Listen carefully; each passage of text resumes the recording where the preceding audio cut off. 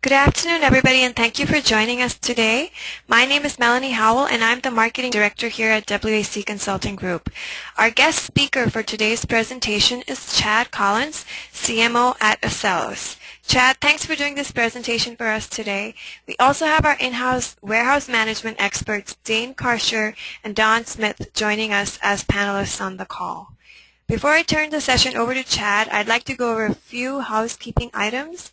Everyone's phone line will be on mute during the presentation. If you have a question during the webinar, please send your questions to me and we will address your questions at the end of the presentation. And now, without further delay, Chad, I'm going to turn it over to you. Thanks, Melanie. Good to be here this afternoon and talk to everybody.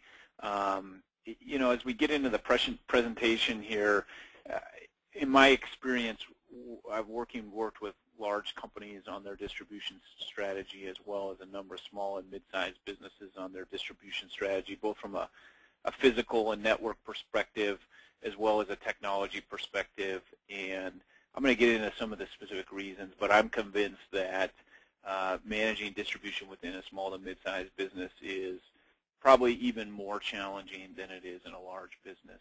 And certainly maybe the volumes aren't there, but certainly the complexities are. And so what this presentation is about today is about distribution complexity and really how to identify it, how to spot it, and how to stay out ahead of it so that you can predict things and ensure you have the people, processes, and technology in place that, as complexity comes up in your distribution operations, you're prepared for it and can do something about it in advance. So as I mentioned, I think managing distribution operations is even harder in small to mid-sized businesses. There's certainly a pressure in many small to mid-sized businesses that really thrive on an entrepreneurial spirit, that your company is really willing to do anything to win more business. And sometimes the impact on distribution or supply chain operations aren't always considered. There's certainly oftentimes a culture of either a market-led organization or an engineering-led organization where senior leadership at your company is much more focused on the growth of the business over the operational efficiency, and sometimes the operational efficiency, which you may be responsible and accountable for in your organization, is expected but maybe not a focus of the organization. If you contrast that with many larger organizations, at a higher volume of business that they do, there is more focus on operational efficiency. There's also a lack typically in small to mid-sized businesses of supply chain power with your trading partners. So just by the nature of sort of economics and statistics, chances are that as a small to mid-sized business, you're doing business either with suppliers or customers or both that are much larger than you. And in a lot of times that means that those organizations have large teams focused on supply chain operations, putting in what they call so-called best practices. And these best practices end up causing a lot of complexity because in reality what they're trying to do is smooth out their supply chain operations, and they may not care about the complexity that this imposes. We see this a lot, especially with large retailers. So if you're a consumer products company shipping to large retailers, a lot of times there'll be a lot of complexity around how those shipments have to go to the large retailers, really geared around simplifying the supply chain operations for the large retailer, your customer, as opposed to the overall supply chain efficiency. And frankly, working in a small to mid-sized business, here at Acellos, we're a small to mid-sized business as well, and I know you have fewer resources than the big guys do. It's very common for somebody in the operations side, maybe the warehouse manager, to be responsible for not only the day-to-day warehouse operations, ensuring the current day's orders are shipped, but also planning for the future and setting overall distribution strategy. And rather than having separate teams to do that, typically that's on the shoulders of one individual person. So clearly managing operations, distribution operations in particular for a small to mid-sized business has its challenges. And what we'll lay out here is what some of the typical complexities are for a small to mid-sized business, how you deal with those, how you prepare for those, and hopefully allow you to get out in front of some of these activities. So as I mentioned, really sort of predicting supply chain complexity is really the key here. I think it's very common for organizations to feel like they're constantly surprised with the supply chain requests of their customers or their suppliers. If your organization wins new business, a lot of time it introduces a lot of distribution and supply chain disruption. So what's really key here is if you understand the drivers and not necessarily what the end outcome is or what the end project will be, a lot of times you're able to put either operational practices in place or technology in place that will help you deal with a number of different complexities. So for example, by having appropriate slotting program in your warehouse, you may be able to deal with getting all the inventory in the right place at the warehouse, which could happen, deal with a number of supply chain complexities, either spikes in demand or products that aren't selling quite as well as they were. Similarly, by having a warehouse management system in place, a lot of the complexities that arise from your customers or suppliers can be dealt with through technology. Really, what the drivers can also help you do is really understand the value to your business by investing in these programs that reduce overall complexity. And at the end of the day, the objective here is to really move from being a reactive manager of your distribution operations into a proactive manager of your operations, and really turning what you have from a distribution perspective into a competitive differentiation. So when your sales team is out there selling your product, developing new partners and new channels for you to sell that product through, that they can tout some of the services and capabilities of your distribution operations as really a selling point and differentiator to help the overall company win business.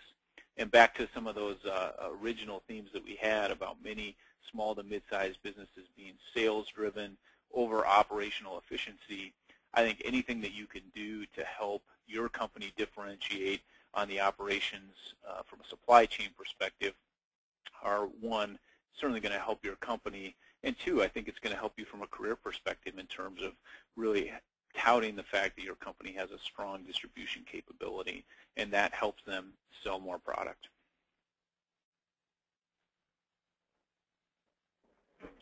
So what are the 5 drivers?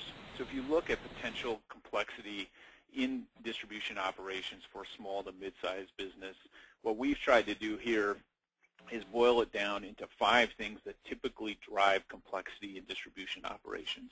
The first one being customer compliance. And we'll go through in the presentation a number of things that typically are involved in customer compliance and what you can do to get out ahead of customer compliance programs. And that really revolves around, rather than being sort of reactive in responding to a particular customer's compliance program, how you can be proactive and put processes and technology in place so you can deal with numerous customer compliance programs as they come up. We'll also talk about new sales channels. Obviously, there's a number of things in terms of internet technologies, other ways to get to that end consumer that open up more sales channels for your organization, but they also typically add distribution complexity. So we'll walk through some typical sales channels, how to deal with those sales channels from a distribution perspective. We'll also talk about new product introduction. Typically, new products are the fuel of fast-growing companies, of small to mid-sized businesses. So from a distribution perspective, how do you deal with new product introduction and ensure you're prepared for that? We'll also talk about this concept of value-added distribution. What are some of the things that your customers may expect of you to do within the distribution process to really add value to the product as it arrives to the end consumers, and how you can be prepared for that. And I think given where fuel prices seem to be climbing to today, talking about the fuel-optimized supply chain. So how do you really, from a network standpoint and from a staffing standpoint, look at what's the best places to hold inventory and ensure it gets out to the customer appropriately. So let's dive into customer compliance. So first off, as I mentioned before, typically small to mid-sized businesses lack the power in their supply chain. So in other words, your product is typically less important to your customer than their business is to your business. which means that they can levy a number of compliance programs on you from a distribution and supply chain perspective. And because you really want that business, you're going to find ways to comply with those. A lot of times, your customer's so-called best practice, whether it's the way they want pallets built or the way they want product labeled or whether they want RFID tags applied to the product, a lot of times their best practice can become your worst nightmare, because if you're not prepared for these things, you do a lot of one-off processing to add labor expense and other expense to the product that you ship to these customers. And so really, the key to doing all this around customer compliance is looking at processes and technologies that support a variety of common customer requests. So rather than handling each new customer request as a one-off and sort of scrambling to get that done, throwing more labor at it, a better approach is to be predictive of what are some common customer compliance initiatives and then get prepared both from a process and system standpoint to address those. So a logical next question is, okay, so what are some common customer compliance programs? So the first one that we'll talk about is store-ready pallets. So in this one is really applicable to a consumer products company shipping to retailers. A lot of times retailers want the shipments coming into their distribution center to be ready for the store. And so it means that you may need to build a specific pallet that's not only specific to a store, but often specific to an aisle or location within that store. So really what the retailers are looking to do is have that product built up, labeled, so they could take it in one side of their distribution center, turn around, and get it right out to a truck going to a specific store on the other end of their distribution center, a process called flow-through or cross-docking, without having to handle that, to physically handle that product. Most of it's typically done with conveyors. So the challenge for you, though, is now you need to build a series of pallets and configurations that are really broken down at a store level when you get those orders. And so to accomplish this, you really want to ensure that you have some flexible picking methods in your distribution operations, in your distribution center. You're able to combine different products onto a pallet. So maybe the most efficient method would be, if you're picking one product for a particular customer order, to go to that pick face and pick it in its complete quantity. But when you have to build these store-ready pallets, now you need to do multiple picks, outsort the pallets, and build it appropriately for those pallets, which just adds complexity to the picking process. Another typical compliance program is compliance labeling. So this is where customers ask that their shipments have specific labels to help them identify what the products are, what the orders are, and assist them once they receive the goods in terms of inventory sorting. And so to deal with this, you really want to ensure that you have the ability to assign custom labels to each customer, or even each customer shipped to location. And I've even seen some instances where specific products need specific types of labels. So really you want to then be able to add a custom label printing process to what you're already doing in the warehouse, typically on the outbound fulfillment side. So, and then when you add on new customers or those customer compliance requirements change, you want the ability to modify those labels and attach the printing and application of those labels to your existing warehouse processes. Another common customer compliance program that we see is electronic order and shipment notifications, and this is really the expectation that your customers who are doing business with you want to do it electronically. This includes the ability to receive orders, do invoicing, and provide electronic shipment notifications. So to address this, it's really important to ensure that you have an integrated warehouse management and EDI infrastructure. And why I say it's important for those to be integrated is, although the EDI piece is important to ensure that you can communicate with all your trading partners, a lot of times the specific detail about what's being received or what's being shipped or what inventory is available, that information is maintained or tabulated via the warehouse management system. So it's important that you have a common infrastructure for handling both the warehouse management system and the EDI system. Another common situation that we see for customer compliance programs is customer visibility. And in this scenario, this is where your customers expect you to see inventory and orders in your facility and the ability to do some level of supply chain collaboration. So the typical means to be able to provide this service to your customers is to be able to extend your supply chain systems to your trading partners through a web browser or portal. And of course, it gets very difficult to have that data that you want to extend to your customers without having the fundamental systems that are managing those inventory and orders, which is typically a warehouse management system. One of the other compliance programs that we typically see, especially with the emergence of direct-to-consumer selling, is drop shipping. And this is really the process where you're receiving an order from your customer, but then you're shipping that order to your customer's customer. And it's very efficient for your customer. They don't need to handle any of the inventory, but does present some challenges for you. For example, what if your customer wants their specific packing slip and returns information unique to them for that dropship order? So typically to deal with this, you want to ensure that you have systems and processes in place that can handle different ship-to and bill-to locations. Also ensure that you're able to customize your packing slips and your return labels, and all of your order selection methods, meaning your picking methods, are able to support both case, pallet, and each picks, because although maybe the majority of your business today is done with case and pallet picking, if you get into some of these direct ship scenarios, direct-to-consumer scenarios, chances are there's going to be smaller unit count picks, typically each picks. So you want to ensure that your systems and processes support the different types of picking methods. So the next complexity that we typically see is dealing with new channels.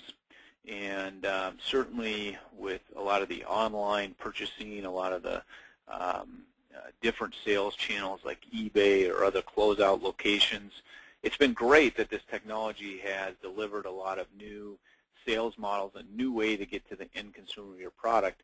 But a lot of times that's also introduced some additional distribution complexity.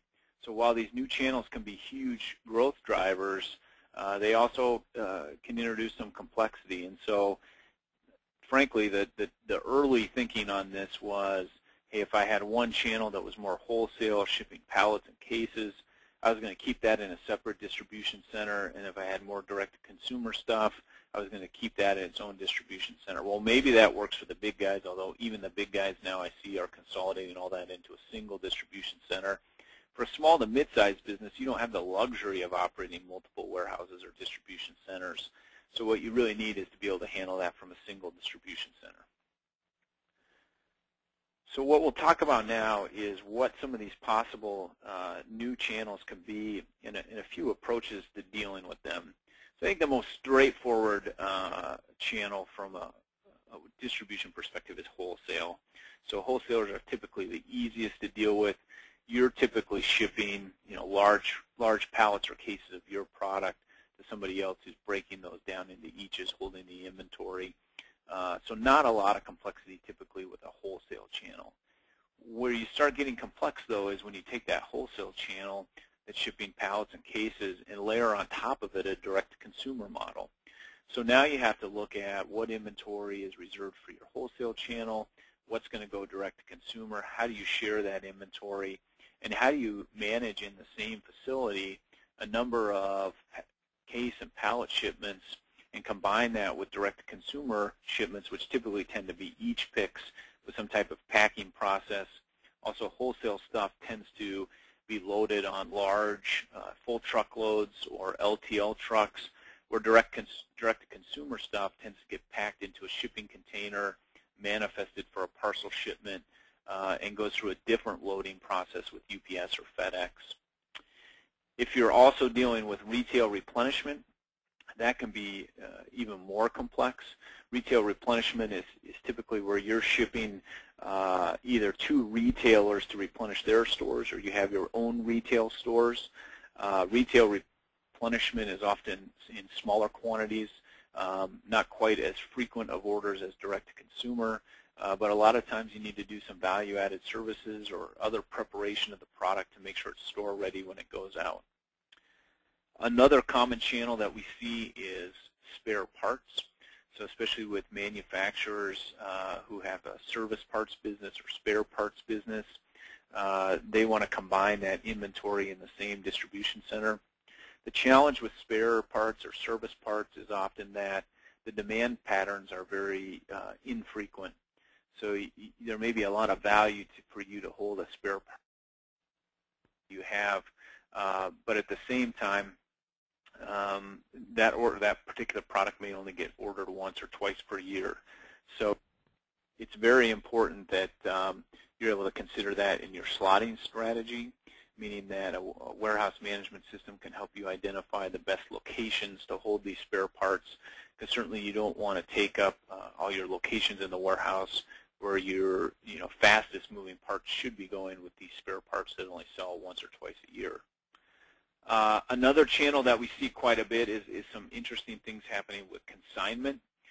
This is where you may be holding inventory for your supplier in more of a vendor-managed inventory situation, where you actually don't receive and take ownership of the inventory until you can sell it. And while this actually helps quite a bit from a supply chain cash management standpoint, it does introduce some challenges from a warehouse management perspective in understanding which inventory you own and which inventory is actually owned by your suppliers, and ensuring that you make the right choices about which inventory ships out to the customer. And then finally, with the sort of the global world that we're living in today, we're certainly seeing our customers do a lot more international shipments and export shipments. A lot of times this adds some additional complexity when you're honoring things like country of origin and ensuring that you're shipping the right products with the right country of origin into the right countries, and also a number of complexities around international trade documentation around export shipments. So the third complexity that we see quite a bit, especially with small to mid-sized business, is dealing with new product introduction in the distribution operations. So oftentimes new products are sort of the lifeblood of a small to mid-sized business. But to be perfectly honest, not 100% of those new product introductions in any company are going to be successful. So this really creates a challenge for the distribution operations because a lot of times you're getting a lot of inventory in on a new product. At the same time, you may be holding inventory on the last new product introduction that didn't do too well. So it's really important that from a new product introduction standpoint, the supply chain or distribution operations are collaborating with the marketing team on the expected inventory. Now, while the operations team may not be sort of expected to establish the inventory levels, typically that's a marketing function within a company, it's very important for the operations team to understand what the expected inventory levels will be so you can plan the warehouse accordingly. It's another thing, and this sounds sort of silly, but I see this time and time again, where there's a new product introduction, and in some cases just a new product coming in from a supplier where the weight and dimensional information on that product is not available to the distribution operations team. And a lot of times if you're doing planned pallet building or cubing out trailers, that weight and dimensional information is critical to the operations that happen within the warehouse. So again, collaborate with the marketing team to ensure that you get the weight and cube information about new products. A warehouse management system can also help you with that. When you set up a new product, it can flag it to show you that it requires weight and dimensional information. And finally, I'll say, don't let the dogs overrun your warehouse. So what I mean by this is not every new product introduction is successful. In fact, a lot of them are not successful. And what I typically see happen is I'll walk through a customer's warehouse, I'll look at a particular area of the warehouse, and they'll just have racks and racks and racks of a single particular product, and sort of asking them, what is that product? Why is there so much of it? Why is it consuming so much of your warehouse? And oftentimes you hear, well, this is the product that we introduced last year. It didn't sell nearly like we thought it would, but the marketing team or our CEO or our VP of sales still has big aspirations for this product, and they want me to keep it in the warehouse. I think that can be very challenging, especially in space-constrained environments. Certainly, it doesn't do a warehouse operation any good to be utilizing precious space within the warehouse to hold product that very likely is not going to sell. And at a minimum, if you do need to hold that inventory, would encourage you to re-slot it into a position that is sort of the back of the warehouse where your associates have to travel further to get it. So your prime picking locations, the areas closest to the dock, are reserved for that fastest moving product. The next concept that really drives a lot of complexity is this idea of value-added distribution. And again, a lot of times this can come from multiple angles. One, from customer requests that they want something done, but also inside your own organization, you may be looking at how you handle the product and realizing that there's value to you from an inventory holding perspective if you can postpone certain steps that add value to that product all the way out to distribution.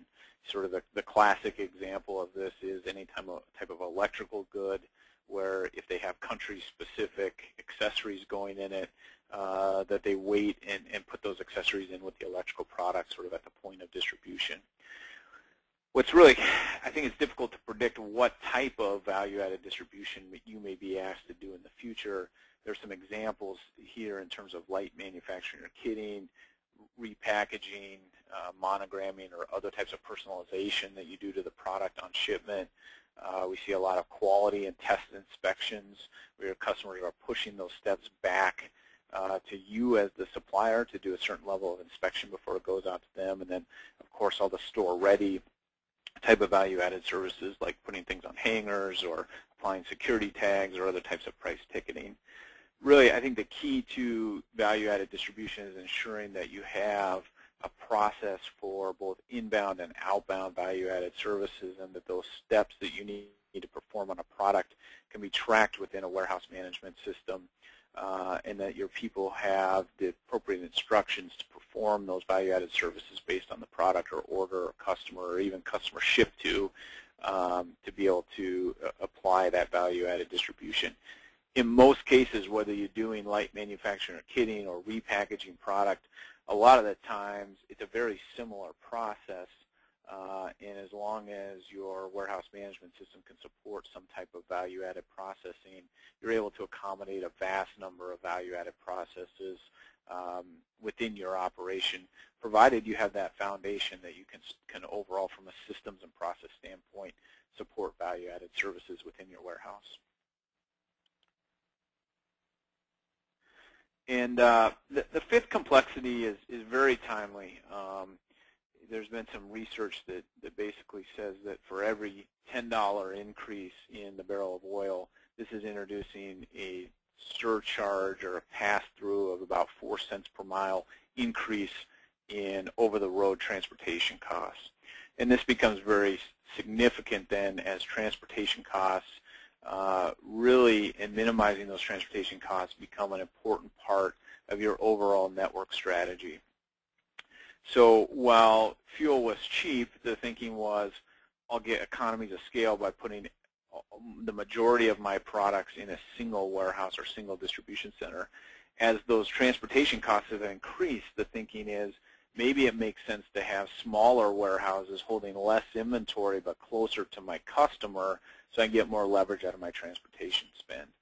And certainly when you get in that scenario of moving from 1 or 2 national or regional warehouses down to more of a, maybe you've got 15 warehouses spread across the country closer to your customers, it becomes much more difficult to manage, quite frankly, 15 distribution centers or warehouses throughout the country or in different parts of the world as opposed to one central one. There are some things that you can do, and again, I keep coming back to this, but this is one of the benefits of a warehouse management system, is that as you spread this out to multiple warehouses, that warehouse management system can help ensure that the processes are consistent. It can also measure your labor effectiveness, and you have real-time visibility to the inventory across all those distribution centers. And it also, as a manager of the distribution operations, then you can't be in 15 places at once. So a common warehouse management system allows you to have visibility into all your warehouses, no matter where you are at any given point in time. The other thing I would encourage folks to look at relative to the fuel optimized supply chain is transportation optimization. So while there was previously, has always been transportation management systems out there, they previously have been very expensive, very complex to implement, and quite frankly, I've only seen them be very successful at very large enterprises that had a bunch of money and time to spend putting these things in. There's now transportation optimization solutions that are available, really focused on small to mid-sized businesses that are easier to put in. They're a less expensive price point, but still get you a lot of the same benefits in terms of consolidating orders into shipments, pooling orders together, making trade-offs between, how, can I take 3 LTL shipments and round those up to a truckload shipment? Can I take 3 parcel shipments and pool those and send them out LTL to reduce my overall transportation cost? So while the transportation costs continue to rise, the good news for small to mid-sized businesses is these systems that help you optimize and overcome the increasing transportation costs. These are no longer out of reach for small to mid-sized businesses. So those were the 5 complexities and a few ideas on how to deal with those. And we thought it would also be appropriate to really go through a couple customer examples on how customers have applied this type of thinking to what they're doing and some of the benefits they've received through warehouse management systems. So I'm going to hand it over to Dane now, and he's going to share a little bit on that.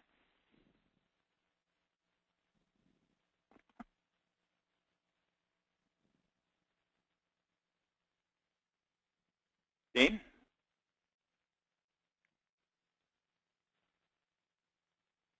Hey, Chad, this is Don. I can jump in while Dane's fixing his phone. All right, thanks, Don. Yeah, no problem. So thanks for the opportunity, and we're excited about the good things that Axcelis has been doing and some of the new logistics products that are going to be integrated with the warehouse management suite. Dane and I have been working with WMS for over, in my case, over 10 years. He's probably close to 15. A couple of examples of accounts we worked with that have benefited from some of the things that are on the screen right now. One account may even be on the line here. I'm not sure. Up in the Ontario, Canada area is a retailer, a small retailer where, well, mid-sized retailer where they had a dozen stores and a single warehouse that would basically fulfill material to the stores. The challenge was they're an electronics liquidator, and it was really important to have the right product in the right place at the right time, because this material, there was limited quantities that they had, and in technology, things go out of style pretty quickly. So if they didn't get it into the consumer's hands right away, it may go bad. No one would ever buy it. The second issue they had was a verification process with the stores of trying to, verify that what was delivered from the warehouse, that the stores would acknowledge that that's what they really received. So these two challenges would, particularly on the verification side, they would have a lot of issues where people would have to verify things, going back, trying to resolve discrepancies, not really a lot of productivity. So, they were trying to get more stuff out faster, increase capacity without having to increase resources. When we put in the Axcelis WMS system there, we did a couple of things. One is we changed their picking process so they could make sweeps through the warehouse much faster, get the right product done. We added a verification process both at the warehouse site where things would essentially be picked twice. You might say, how can that help my capacity? How can that help my productivity? Well, it really did, because it eliminated a lot of the checking after the fact. So they had a verification process there. They had an electronic verification process at the other end, and they had the right product in the right place at the right time. ultimately what we saw was about a 4-time increase in the number of orders that they were able to pick a day. So that was a real benefit for them. In the second example, it's kind of tied to chargebacks, and I'm sure Dane's going to talk to this about as well. Is in the EDI world, the customer compliance, which I think was number, I forget what slide that was, 3 or 4. Customer compliance has often become a profit center at some of these your customers, not our customers' customers. So therefore, the cost of non-compliance is real big. One of our clients, Sunco Cabinets, is a cabinet distributor of flat packs to a lot of these home supply stores, large number of EDI-based orders. They were actually coming from a paper-based system, had no warehouse system prior to that. And we would see, you go into their warehouse, you see pickers walking around with pieces of paper saying, where is that product that I was looking for? They were experienced people and they did a good job, but invariably they couldn't find something, and maybe they would just decide to pick a chip with whatever kind of looked like what it said on the order. This resulted in, obviously, at the other end, missed picks, picks short, sending the wrong product not arriving the right time, all the kinds of things that these retailers jump on as potential chargebacks to reduce their costs. We put WMS in there a number of years ago, and within the first year, I remember a conversation with the CEO basically said, they couldn't live without it at that point. I mean, they didn't know where things were in the warehouse now, and they had to rely on the location system to get the right product, again, right product, right place, right time. And as a result of it, they had a verification process as well, and the EDI data now electronically available. They could do ASNs to their clients, reduce chargebacks, and it was a real win-win situation. And here's another case on an implementation standpoint. The system is flexible enough to go in and into an application where no warehouse management system exists. And we have also been very successful in putting it into installations where another warehouse management system may have already exist. So there's existing processes, there's an existing warehouse, existing equipment, and Excelos has the flexibility to work in those situations as well. So that's kind of my spiel on how these things, how these problems can be addressed. I'm going to turn it over to Dane if he's ready. If not, we'll kick it back to Chad. Yeah, I think I have all the systems unlocked on my phone and the webinar, and I think we're good to go. Everybody can hopefully hear me now. I'm not talking to myself anymore. Well, Don's done a really good job of laying out customer success. I think I could continue on with a few more customer examples that are equally compelling, but I think maybe our time would be better used to talk just for a couple of minutes about the difference between warehouse management and supply chain management. Don brings up good examples, and we keep on talking about WMS because that's where we kind of started the conversation. But we're really taking this conversation into a bigger mold, a bigger framework. And that's what we're seeing with the Excelos products and where Excelos is going. So I just wanted to kind of round out the picture a little bit. We started out by talking about efficiencies in the warehouse, and that's where our customers really began the conversations with us many, many years ago. Now what we're looking at are some of the things that Chad brought up.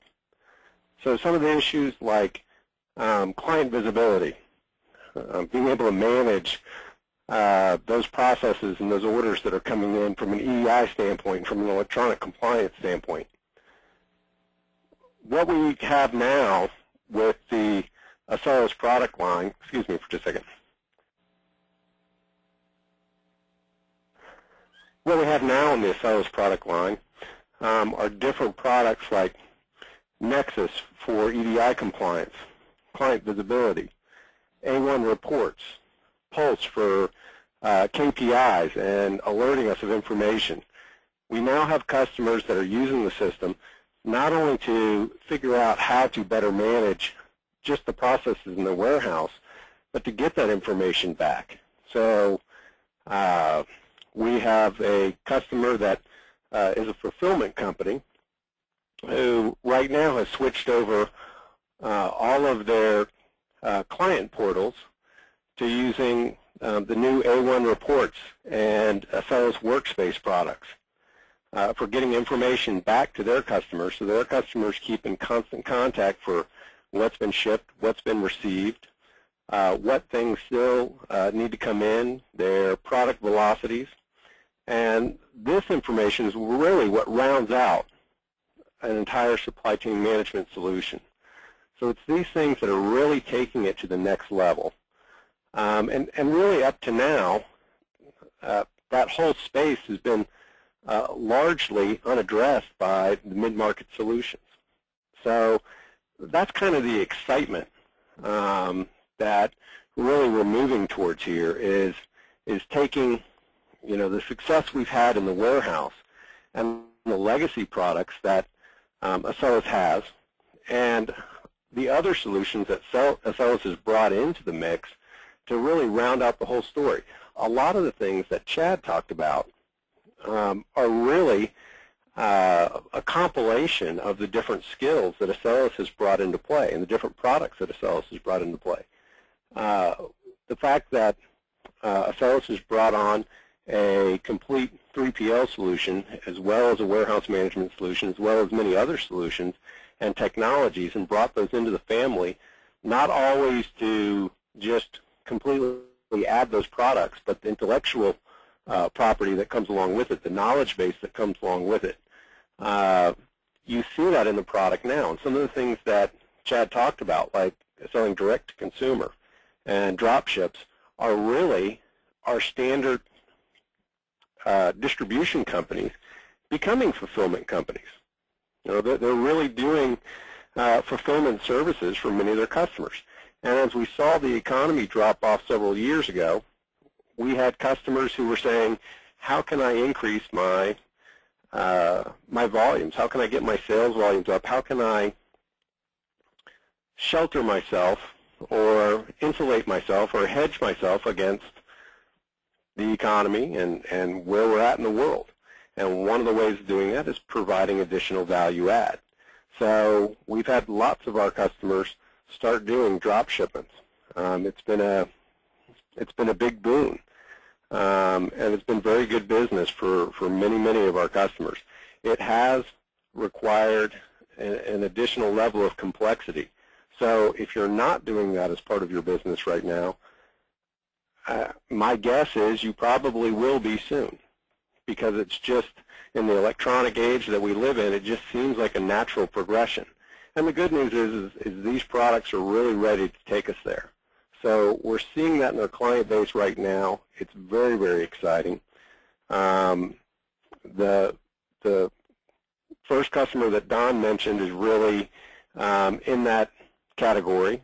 We recently implemented a customer up in New Jersey who does a tremendous number of drop shipments and drop shipment business to many of their suppliers. And it's been very good business for them. And in their case, the complexity of managing those drop ship customers, they were at a point where they basically said, hey, if we don't do anything, we're going to go out of business. We've done 4 times more business this year than we did 5 years ago, and yet we're making less money because of the complexities of that business. And after implementing a solution for them, they were back in a position where that additional business was making them money, not losing them money.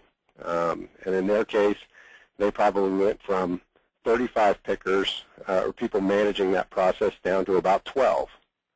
So we're seeing the operational efficiency that we need to get to, and that's really what supply chain management in my view, is really driving towards, is taking that business efficiency, taking the marketing strategies and the sales strategies, and also bringing in the operational efficiency that we need to actually take that new business and actually make sure it's profitable business. So with that, I'm going to kind of turn it back over to Chad and kick it back so we can get everybody else's questions and involvement. Chad, how about I throw it back to you? Perfect, thanks. I appreciate you guys sharing those stories. I mean, we kind of cue this thing up with some sort of philosophical statements, but I think it really makes sense when you guys can explain what people are doing in the real world and share those stories about the warehouses you guys have been in and how you've been putting in the Excelos technology to help those guys, so thanks. We just want to wrap things up here. I think there really is an opportunity to be, kind of silly, but a supply chain superhero of your company. As I pointed out, a lot of times small to mid-sized businesses aren't focused on the efficiency of their distribution operations, and it can be really challenging just from an individual perspective to be the guy that is responsible for making sure that all those boxes get out the door on time, labeled correctly, on the right pallets, going to the right customers. But really, what's key to all this from a distribution leadership perspective is being able to predict the changes, and that's really the thing that's going to be likely to be key to your success from an individual perspective. And really, so understanding what those drivers are, I think probably if you look out at what's going to happen to your supply chain operations and how they're going to be changed in the next 3 years, I bet you can point to each one of those specific changes, and it falls in one of these 5 buckets of either some type of customer compliance initiative, either some type of new sales channel that your company's taking on, like the drop shipping that was just mentioned, a new product that has different material handling or storage requirements that changes your operations, that you're adding some type of additional value in the distribution process, or you're making changes to deal with what's dramatically impacting overall supply chain costs, and that's fuel, and maybe moving those points of distribution out closer to your customer. So as I point out, there is opportunity to be a hero. I think the key to that is sort of understanding what these drivers are and predicting the types of programs that are going to be thrown at you and making sure that you have, I won't say it's all technology. I think technology plays a pretty critical role in dealing with this, but there's also the process and the people in place really to work within the context of that technology to make these changes. So with that, I'm going to hand it back over to Melanie. She has a couple closing comments, and I think we'll open it up for Q&A, and she'll handle that as well. Great, thank you, Chad. At this time, if anybody has any questions, you could raise your hand, and then I'll unmute your line, or you can send them to me via the chat message area in your dashboard. Chad, I do have 2 questions. One, I see a lot of software applications being delivered in the cloud. How can the cloud help me deal with complexities? Yeah, that's a great question. So it's true, a lot of software products are being offered through the cloud now. There's a number of initiatives for the mid-market ERP solutions to be delivered that way. Excelos has just announced plans for us to have, we do now have 3 of our products available in a cloud deployment option, including the warehouse management system. And I think the cloud does a couple things. One is there's sort of a time to value proposition with the cloud in that you can get things up and running faster with a cloud deployment model. Also, the economics of the cloud deployment model make a lot of sense because it's typically you're paying for that on a subscription basis, where included in that subscription is the use of the software, the support of that software, the infrastructure to keep that software up and running, and so you can get up and going, and your initial outlay in terms of expense outlay is not as significant. So what that allows you to do then is line up the cost that you're paying for the system with the benefits that you're receiving, and the more those line up, typically the easier it is to justify this type of system. The other thing that's really interesting about the cloud is the majority of what we talked about here today had, to some degree, had to do with collaborating with your suppliers and your customers. And as more and more applications are being run in the cloud, there's increasing capability to automate that whole process of collaborating with your customers and your suppliers. So I do think that the cloud has a direct impact, not necessarily to say that any of these sort of drivers of distribution complexity are going to change, but sort of the technology and the way and the ease of putting that technology in to deal with this complexity, that's all getting much more straightforward with cloud deployments. Chad? Do you mind if I jump in here for just one second? You bet. You bet.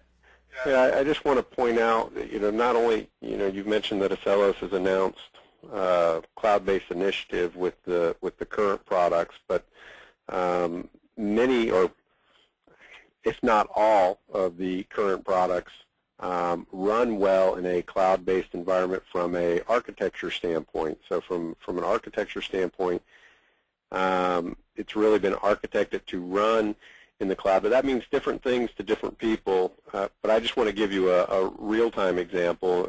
We had a customer up here in Maryland who just redeployed or deployed a new version of Accelos and decided to do that completely in the cloud. So it wasn't a cloud-based solution in that it was software as a service, where they paid for the Accelos and everything as a subscription service, but they deployed it on hardware that was in the cloud and infrastructure in the cloud, and by that gained fault tolerance. Their hardware is paid for as a subscription, which actually was more cost-effective than their internal solution. So they gained many, many things because the product was designed initially with that in mind. They were able to easily deploy a whole bunch of Accelos products within a single deployment in the cloud. So I think it can be extremely effective as operations scale up and handle much of this direct-to-consumer business, which oftentimes has to be pretty real-time. So in this customer's case, it not only saved them money from an infrastructure standpoint, but it provided the fault tolerance and reliability that their customers demanded to stay in business. So yeah, I think that's a great point, and just points out that the flexibility of the overall technology, whether we're managing it or whether you're just running it sort of in hardware in the cloud, there's a lot of flexibility in the deployment options really based on the technology architecture. Good point. Chad, and we're just going to ask you this one more question. You did not bring up labor management. What role does that play? Yeah, so that's a good question. A lot of times people want to look at how they can optimize the labor within their warehouse or distribution center to really get the most out of it. And what we typically find is that, frankly, the majority of the savings come from a task-directed warehouse management system. So if you look at a typical company that's moving from sort of manual processes or paper processes, the next logical step would be to put in a task-directed warehouse management system to ensure accuracy, track tasks, and really improve overall productivity. Typically, somebody is going to get a 15 to 20% labor benefit over what they were previously doing manually by putting in warehouse management system. Now, once a company sort of masters that and gets all the efficiencies out of that, there are some opportunities to put on additional labor management systems, which can provide an additional return, typically in the 5 to 10% on top of that. But certainly, I always encourage people to get the most out of what they're doing in the warehouse management system and the labor reporting that's available in the warehouse management system, because oftentimes there's still a lot of opportunity to leverage that system for labor savings and labor productivity reporting. Great. Thank you, Chad. And thank you, everybody, for joining us today. Please contact your local WAC Consulting Group partner to discuss how you can become the next supply chain superhero.